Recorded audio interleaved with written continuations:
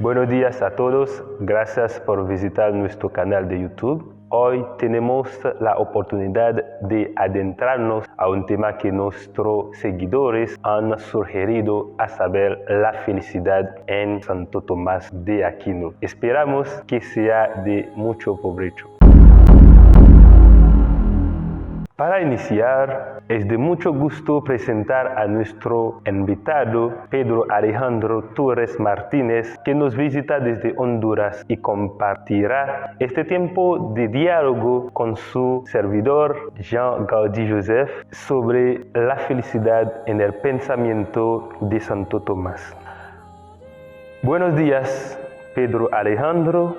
Usted es jesuita, terminando tu segundo año de filosofía en el Instituto Superior Pedro Francisco Bonó. A usted le gusta la literatura, la filosofía, el arte, la música y sobre todo escribir. Usted tiene varios textos, según el cual su último versa sobre el tema en cuestión, la felicidad en el pensamiento de Santo Tomás.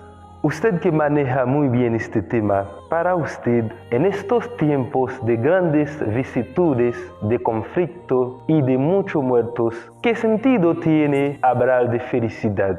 Buenos días, Gardí. Nuevamente quiero agradecer a Dios la oportunidad de tener este espacio con ustedes.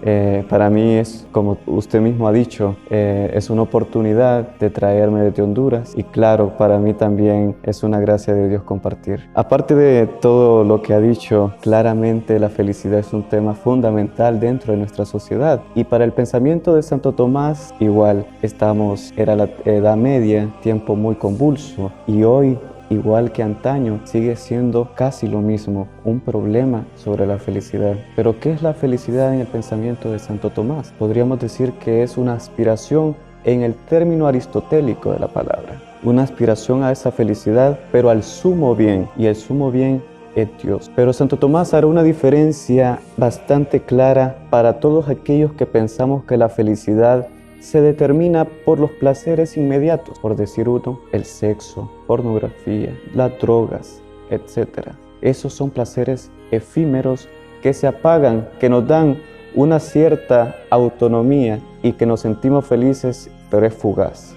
Santo Tomás dirá entonces que esa no es la verdadera felicidad. La verdadera felicidad es aquella que busca y encuentra a Dios desde lo más hondo del ser humano. Pero esa búsqueda requiere un control y un equilibrio y que está determinada por las virtudes del ser humano. Esas virtudes, la prudencia, el respeto, la templanza, son virtudes que están regidas por la razón. De lo contrario, habría un grave problema. Por eso Santo Tomás es sabio, porque es un hombre místico, un hombre cercano a la realidad de su tiempo y que sigue vigente en el tiempo nuestro. Esa felicidad que es en busca del sentido último del hombre está y lo encontramos en Dios. Dios es la perfección de esa felicidad. Y nosotros en este tiempo actual, con las vicisitudes actuales por supuesto, tienen que ver mucho por el tormento de no tener un control, por ejemplo, en las redes sociales, por ejemplo, con las drogas, etc. Y hay que mantener un orden. Por eso las virtudes son un foco de atención. Ciertamente, la felicidad no está en los placeres del mundo, como los que usted ha mencionado, ni tampoco en la acumulación de riquezas y en la satisfacción de las pasiones. En cambio, Santo Tomás dice en su suma teológica, la felicidad de la vida activa, que radica en la práctica de las virtudes morales, dispone para la bienaventuranza futura. Y la felicidad contemplativa, si es perfecta, constituye esencialmente la misma bienaventuranza futura. Y si es imperfecta, es cierta ecuación o inicio de la misma. A tenor de lo anterior, ¿qué nos puede decir de la vida contemplativa y la vida activa? Su pregunta tiene mucha importancia en esta realidad del siglo XXI. Hablar de contemplación y hablar de vida activa en un momento como este tiene sentido. Y ciertamente la respuesta es afirmativa. Pero ¿qué es hablar de vida activa en el sentido cotidiano de la palabra? En la expresión viva de lo que el ser humano en su quehacer diario se plantea y se pregunta. Esa vida activa es lo que propone Santo Tomás para alcanzar también la felicidad, aunque no es la perfecta. Es un proceso que tiene que aunar todas las fuerzas del ser humano para alcanzar en su plenitud la vida contemplativa. Pero Santo Tomás será sabio al decir que esa vida contemplativa tiene parte y arte en la vida activa. No podemos prescindir de esas dos realidades. La vida contemplativa juega parte y toma parte de la vida activa, tanto la otra como la una. Es decir, la vida activa juega un valor imprescindible para la vida contemplativa y viceversa. Por tanto, la vida activa es el proceso cotidiano del ser humano, donde se fraguan nuestras virtudes personales. Pero esas virtudes personales tienen que estar regidas por la razón. Anteriormente nosotros lo habíamos mencionado. Pero en este proceso cotidiano se pierde la objetividad del valor intrínseco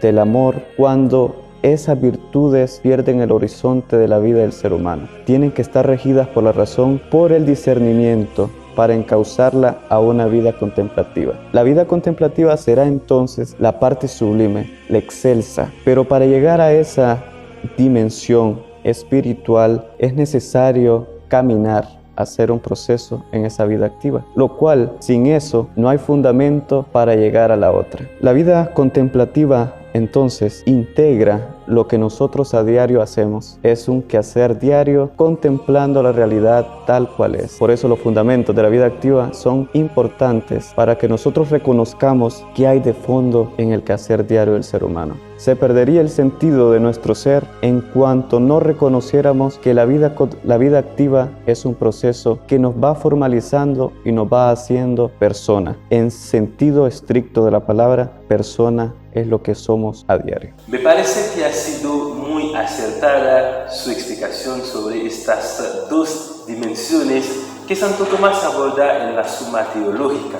Claro está, y si mal no recuerdo, también en la Biblia, precisamente en el Evangelio de Mateo, se nos habla sobre el relato de Marta y María, de donde Santo Dominico hace alusión a su trabajo teológico. Ninguna de estas dos formas de alcanzar la felicidad, siendo una imperfecta y la otra perfecta, se escapa al ser humano.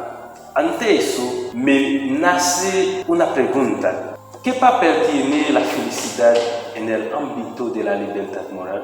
Ciertamente, hablar de libertad moral en el pensamiento de Santo Tomás requiere de mucha sapiencia, por decirlo así, de un estricto estudio y de un largo y exhaustivo conocimiento para poder entender. Nosotros, grosso modo, hablaremos, pero al mismo tiempo daremos una pincelada para aquellos que nos están escuchando y nos están viendo puedan interesarse sobre el mismo. Pero en pensamiento de Santo Tomás, hablar de la libertad moral requiere de una voluntad principal. Esa voluntad lleva a una elección determinante del ser humano. Pero, ¿qué significa esa felicidad dentro de esa libertad moral? Es una pregunta importante e interesante que toda persona debería cuestionarse. Como hemos mencionado, la realidad está convulsa, hay tanto problema por el COVID-19, etcétera, etcétera. Pero, ¿qué requiere para nosotros, los seres humanos, plantearnos la pregunta sobre la felicidad? Y necesariamente la libertad tiene un rol mucho más allá de lo que nosotros podamos imaginar. Entonces, en el ámbito de la libertad es necesario una vocación, y esa vocación es la libertad de elegir aquello que más nos conduce al fin último de lo que nosotros somos. Pero para Santo Tomás, esa felicidad solo se alcanza en el romper con nuestros vicios y nuestras pasiones. Por eso la Suma Teológica en su segunda parte está cargada de moral, para saber ver cómo son esas virtudes que nos llevan en cierto grado a esa felicidad. Pero esa felicidad tiene que llevar en sí, como he dicho, un libre albedrío, una búsqueda de esa verdadera felicidad que no se alcanza solamente con las virtudes, sino que esa virtud nos lleva, como hemos dicho, en la vida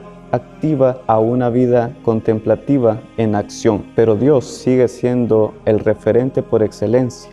la única posibilidad de felicidad última para el ser humano, desde el ámbito cristiano, por supuesto. Ya cada persona tendrá en su conciencia y en su concepción y convicción aquello que más le conduzca a su felicidad. Pero para nosotros, Dios es la última palabra. Pero necesariamente queda a criterio personal, por eso el libre albedrío, queda a esa disposición de qué nos sirve a nosotros para llegar a esa felicidad. Por eso la pregunta tiene mucho sentido en la actualidad, porque nos lleva al ser humano a propiciar, a discernir y a elegir aquello a lo que más nos conduce. Gracias, Pedro Alejandro Torres SJ, por darnos luces sobre estas temáticas que a veces nos cuesta apreciar por lo difícil del lenguaje. La realidad de cada persona necesita volver a su origen, al sentido último de su existencia, aspirar a la felicidad. Como usted es escolar jesuita, estudiante de filosofía al Instituto Superior Pedro Francisco Bono, puede seguir escribiendo con su estilo evocativo y sapiencial texto que nos ayuden a tener una idea más clara de los diversos temas que maneja. El presente texto que está a punto de escribir es una carta a su amigo Pascal para explicarle tu experiencia leyendo el libro del autor Gregorio Seradat Luengo, titulado Santo Tomás, Testigo y Maestro de Fe. Gracias a todos, gracias a ti una vez más. Hasta la próxima aventura del saber.